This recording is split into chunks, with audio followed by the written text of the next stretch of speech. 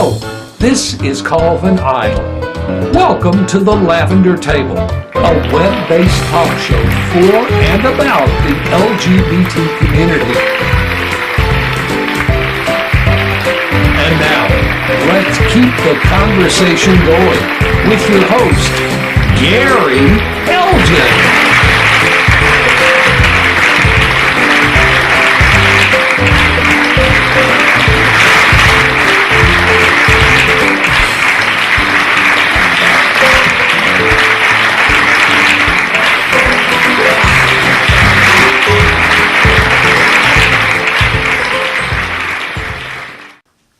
Hello, and welcome to the Lavender Table. Today, we're being joined by Krista and Kat Cooper. Kat, a police officer in a suburb of Chattanooga called Collegedale, asked the city council for same-sex benefits to cover her and her wife. Thank you for joining us here on the Lavender Table. Thank you.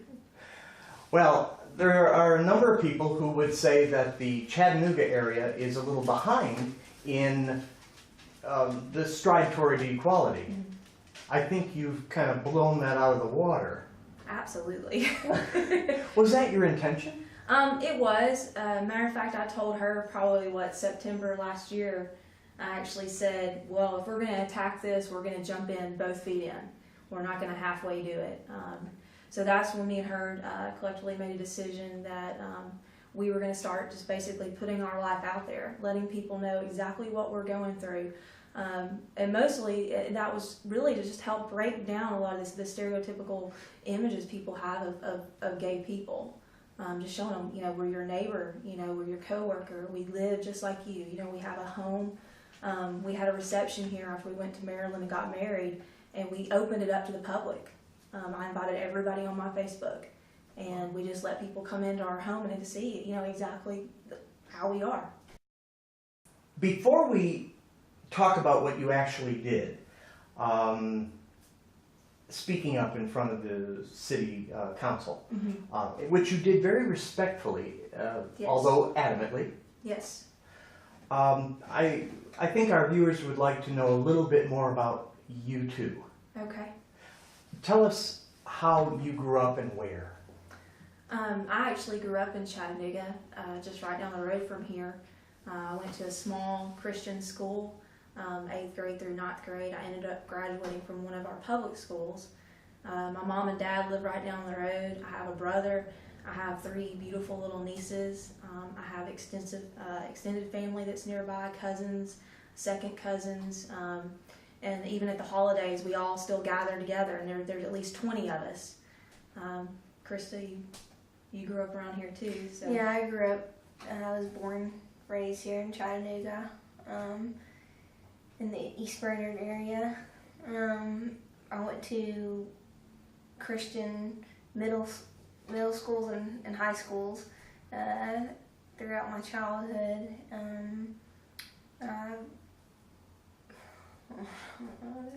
Played soccer. Yeah, I played soccer and got a scholarship to play at a university close by. So basically what you're telling me is both of you had a very ordinary mm-hmm. growing up. Absolutely, yeah. I have a mother and father who actually been together since 6th grade. Wow. They dated, they were Mr. and Mrs. Junior High, and even in high school. So very, very normal childhood. Older brother that I used to beat up all the time and play Army with. And Krista, you've had some issues with coming out personally. You came out before this talk with the city council. You came out, did it happen when you met Kat, or did you come out prior to that? When I met Kat. Yeah. How did you meet? Through a mutual friend. Yeah. And how? It actually ended up being one of my third cousins. Oh, wow. It was kind of ironic that we didn't know that at the time. So we ended up meeting through her and her husband, and we ended up going out on the town. And I can remember her walking behind us, and Cindy, my cousin, she actually knew Krista, and as soon as she walked in front of me, it was like, who is she? You know, I was like, I want to talk to her. And then, of course, the rest of the night, that was all my intentions was talking to her. And we ended up exchanging numbers that night, and the next morning we were already texting each other by about 7 o'clock that morning with horrible hangovers, mind you. And we ended up meeting the next day, and literally, besides, with the exception of just a few nights, we've been together ever since. So it's just, you just kind of know. So when you came out, though, who did you come out to first? My mom. Yeah, she's the easiest to talk to out of anyone in my family. And well, How did it go? She didn't take it very well. She almost was like, I think she was in shock. She didn't really have much to say at first when I first told her. She was just kind of in the kitchen, you know, rummaging through papers and just kind of like ignoring what I just said, and I kept saying, "Well, okay, well, what's your response to all this? I mean, what do you think?" And she just was kind of just still just in shock, I guess. And Once she did say something, what did she say?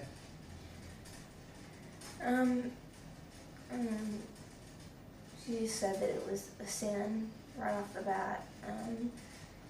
That that's not what God intended for you, and you know, you're doing the wrong thing. You're making a bad decision, bad choice. She went as far as even trying to scare you about getting cancer or AIDS or some life-threatening disease. She's like, God's going to punish you with some horrific, you know, thing where there's cancer or, you know, something like that because of your decision. And so. Pulled out all those stops. Huh? Kat, how was your coming out experience? Well, mine was a little different than hers. My mom's Church of Christ, my dad's agnostic, so I grew up in a house that was a little different. I actually had my first girlfriend in 8th grade. And at that point, my parents, I think, had the normal reaction of, it's just a phase, you'll grow out of it. For me, I was more of, I later on experimented, I think, with the opposite sex, where I think a lot of times kids experiment with the same sex growing up or whatnot. But I knew from a very young age there was no other influence. You just are attracted to what you're attracted to. I didn't even really understand it at the time. When I reflect back on it now, I can remember having crushes, and now I know that's what it was. But at the time, I just thought, you know, wow, she's really pretty, or you know, whatnot. I was in private school at the time, and they did get wind of it, and that's why I ended up having to leave that school, that and a few other reasons, and went to another school. But as time went on, I ended up having another girlfriend all through high school. We were together. We're still actually best friends, and my parents ended up realizing, I don't think this is a phase. But at first they did the whole thing where, you know, read every book we can get our hands on, how to do this, how to deal with it, you know, how to help her move past this if it's not a phase. You know, but it is what it is. And, you know, there's never been, like I said, I feel like I have pushed all the questions of sexuality in my head, as far as trying to understand where I fall, I think, on the spectrum of things. But I think my parents are in full grip with it and completely supportive of it. You know, there was times I actually did date somebody, and she said that through that whole experience, what hurt her the most, that she was most worried about, that made her sad, was just knowing that I wasn't truly happy with that. And you know, she knew that I was trying to live a life or do something just to make someone else happy, or to try to, you know, make my life more normal, if you will. And that's always stuck with me, remembering her say that to me, because it showed to me what unconditional love is, and that although she thought my life may be a lot easier as a straight woman, and get married and live the normal, life with the house and picket fence and all that, but she knew deep down that wasn't my true identity, and she knew that I was just going to, forever struggle with that internally. And, they've always just been 100% behind me. So that's meant the world to me. We'll be back with Krista and Kat Cooper in a moment on the Lavender Table.